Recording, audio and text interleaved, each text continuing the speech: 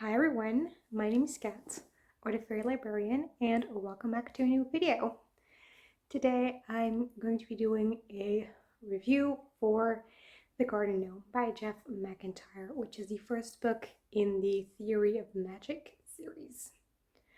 I received a review copy from the author, so thank you to Jeff McIntyre for sending me a copy, but obviously that's not going to affect my opinions in any way. So what is the book about? It's a contemporary fantasy with some Arthurian elements in it. There are three main strands to the story.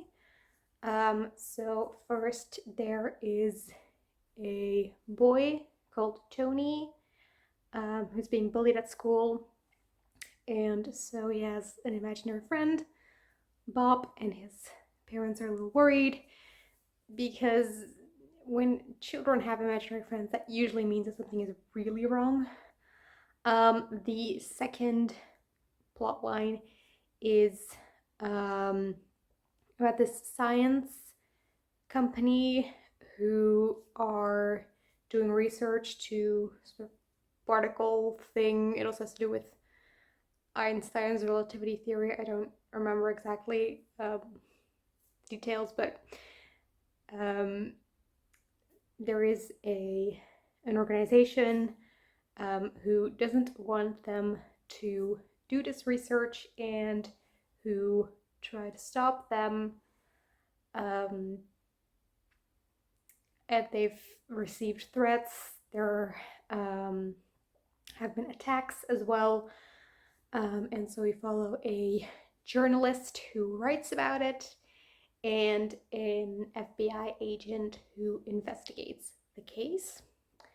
And the third plot line is about a man who joins a secret organization that tries to prevent magic from returning to our world at all costs.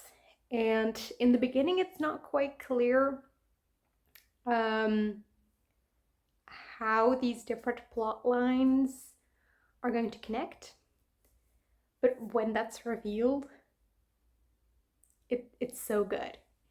It's so good. I could not put this book down. I loved it. I really like that the return of magic is something that we're trying to prevent, which is like the goal of this whole secret society, because that's a take I've not really seen. Usually the return of magic is seen as a good thing, I feel like. And so I thought it was an interesting take. But it also wasn't science versus magic what I have seen done. It wasn't as straightforward as that. There are some really different reasons for it, and science and magic can perfectly coexist, so that's not the reason for it, which I appreciated because I think that sometimes that can be a little bit of an easy way out of the scenario. So I love that. But it's not like it was one-sided. Oh, magic is bad, magic is bad, magic is bad. We had different sides of the spectrum, I guess, with views on magic. So we had obviously the organization who really wants to prevent it from coming back, and then we have a lot of people that don't know that magic exists, whatever, and then you have a few people who are actively trying to bring it back, again for very legit reasons, not because they're evil and they want to take over the world with magic or anything. You see a lot of people's viewpoints. They're all very valid. So it creates a very well-rounded view. And even though some of the means with which the characters try to achieve their goals were clearly despicable and immoral, I really didn't know who to root for in this story. It's not like there were good guys or bad guys. So I really appreciate that. It was very nuanced. I also really like the tone of the story. Um, I don't love super dark stories. Um, and I'm really glad that even though some dark things happen, the tone stays pretty light throughout.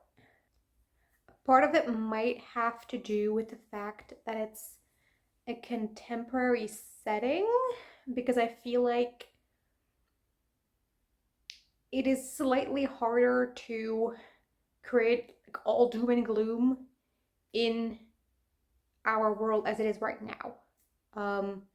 Because in like grimdark and stuff, I feel like world building is also an important part of that. So maybe that is partially why the tone um, stays relatively light, despite the events. But I really like that. At the very beginning, I even had some House in Australian Sea vibes. Um, so if you like that book, give this a try. If you didn't like that book, it moved away from that really fast, so you can still enjoy it. Yeah, I really liked it. I liked the characters. I really liked the titular gnome. It was just a delight, and he was so funny and so nice, and I love him. That being said, I do have a few nitpicks here and there, um, because there were places where it was visible that it's a debut. Um, the dialogue wasn't always the best, especially in the beginning of the book, but it did improve on that a lot as the story went on. Also, the inclusion of representation, and representation of all sorts, um, was sometimes a bit forced in and sometimes felt a bit checkboxy.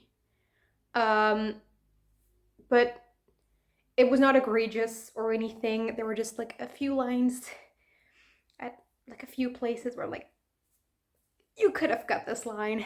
But other than that, I really, really loved this book. I really enjoyed it. I read it so quickly.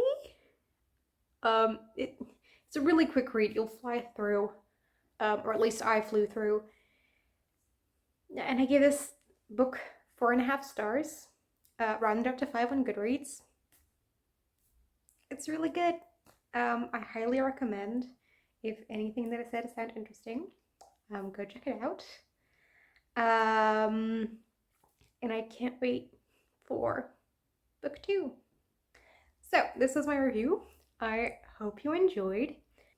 If you aren't subscribed yet to this channel and you feel like this is a place you want to hang out more, there's a button for that. Let me know if I convinced you to read this book or if I completely steered you away from this book.